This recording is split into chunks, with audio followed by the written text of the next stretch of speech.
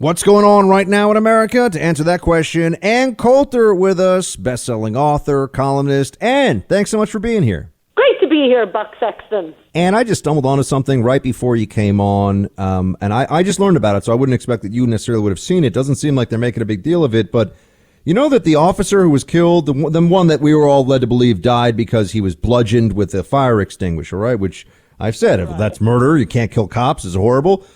Turns out that, no, he actually wasn't bludgeoned. This is from CNN, and they think that he actually might have had a pre-existing health condition. They haven't found any contusions, bruises, anything to suggest that he was actually beaten to death. They think his system might have had a reaction to pepper spray.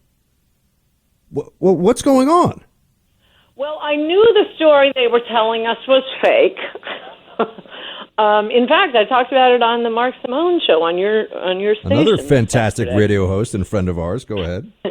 This story, and I mean, it's just like, you know, the way the media treats Trump. They put me in the position of sounding like I'm coming out, you know, in defense of Trump. No, I just think you shouldn't be lying about him. Same thing with Marjorie Greene, and sort of the reverse here. I love this Brian Sicknick. He's good looking. He's law enforcement. He was a Trump supporter. Totally love him. Do not mean to.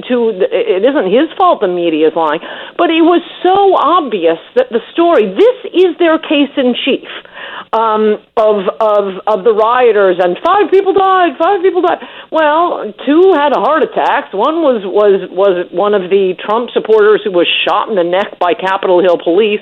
Sort of unclear about the third one. But if you're going to say these rioters are, as CNN is also saying, the equivalent of Al Qaeda, this is what they have. That because of the mob, a Capitol Hill policeman, whom again, footnote, Ann loves, goes back to headquarters either because, I mean, there were 2 stories in the media.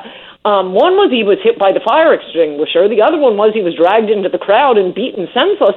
But this is supposed to be a direct result, a murder. It was caused by the mob. If this is your main case, why are there no witnesses, no video, no quotes by any named person? No, we don't need secret sources here. Was there anyone nearby? So we're not only getting contradictory stories, but there are no witnesses. It reminds me of a friend of mine got the New York Times to retract, you like this is right up your alley, another panic porn COVID story. Early in the COVID hysteria, New York Times ran an article about a 26-year-old medical intern working in an emergency room. 26-year-old, totally healthy, died from COVID. So my friend thought, this is highly unusual, and for a story like this, how come they can't quote anyone at the hospital? Why do we not know what hospital? Why no family members? And so he started emailing with the editor of the New York Times, Dean Bankett, and to others, and saying, are you sure this story is true? And could you give us a little more substantiation? Dean Bankett and others text back, angrily, no, we fact check everything. This is true. You are wrong. So eventually my friend gets so ticked off that there's nothing more ever being said about this alleged 26-year-old. He calls up Eric Wemple at the Washington Post and says, I think I'm calling BS on this story. So Wemple calls around to every hospital in New York. And right before he's about to go with the story of the 26-year-old dying, the New York Times retracted it.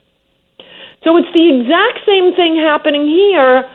No witnesses, no named friends, no explanation for how he died.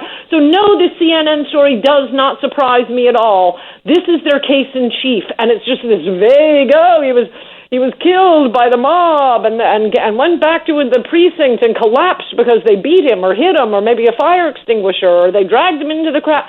No, this is when a little journalism ought to kick in, and we should get quotes from people who saw what happened.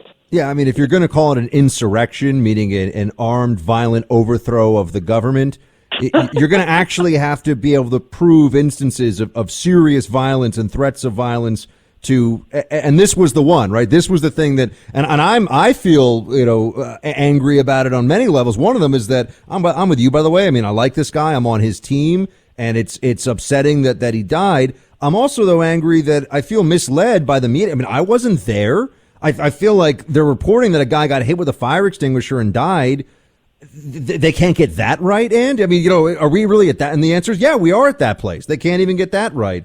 And speaking of not getting it right, you see AOC, who is doing these, she's really an Instagram influencer posing as a member of Congress. I mean, that's kind of what everyone's realized, I think. And she's doing these, she's crying, and I was so scared and so frightened.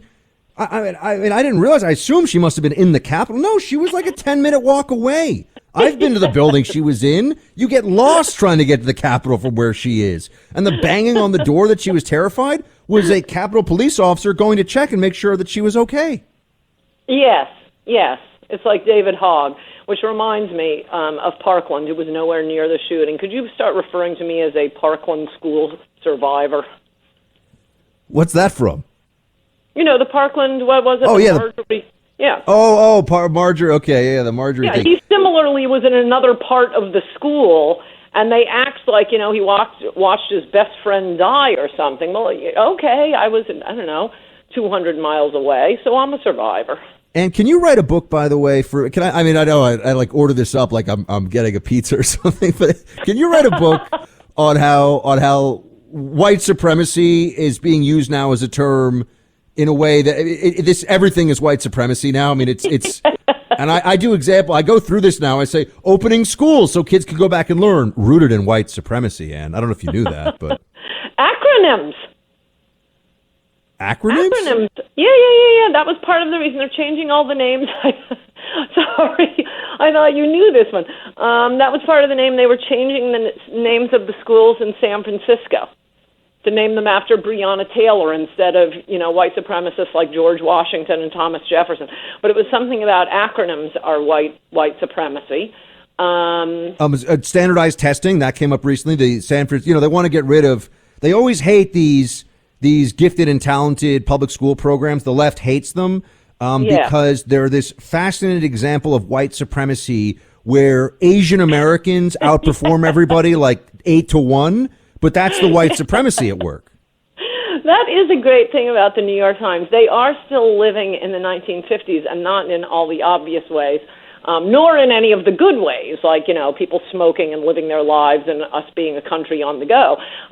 But they are still in the 1950s in their idea of American demographics. Even, as you say, all of the top public schools, at least until de Blasio and the city council wrecked them, top public schools dominated by Asians. And yet the New York Times articles on all of these schools, it's as if Asians don't exist.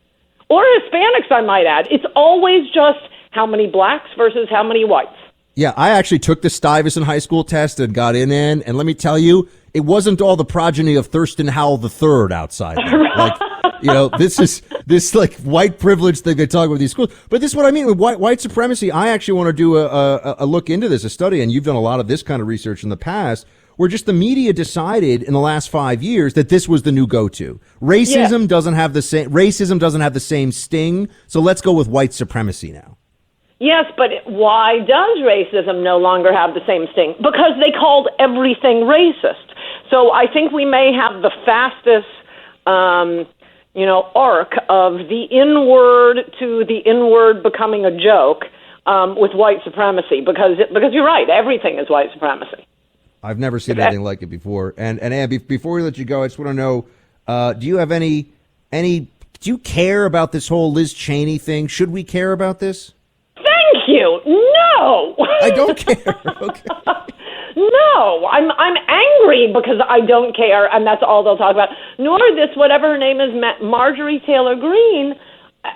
I mean, the one thing I'll say is I wish on our side, the remaining hardcore Trumpsters, it is starting to become a bit of a cult of personality, and I would just encourage these people. Obviously, I was a huge Trump supporter, wrote in Trump We Trust. I was for him way before it was cool. And introduced him at rallies. Well, why? Because of the support, the policies he was pushing. I would like our party to be a little more results-oriented, policy-oriented. So, people look at Cheney and think she wants forever wars. Therefore, I'm against her.